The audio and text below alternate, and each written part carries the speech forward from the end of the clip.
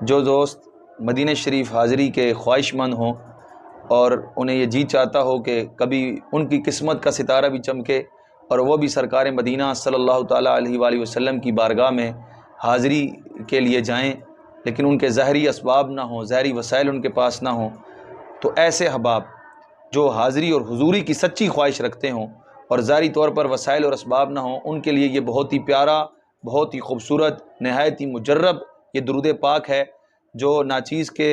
بزرگوں اور روحانی پیشواؤں کے ذریعے اس بندہ ناچیز اخکر لباد تک پہنچا ہے۔ یہ میں آپ کو آج بتا رہا ہوں۔ آپ دل جمعی کے ساتھ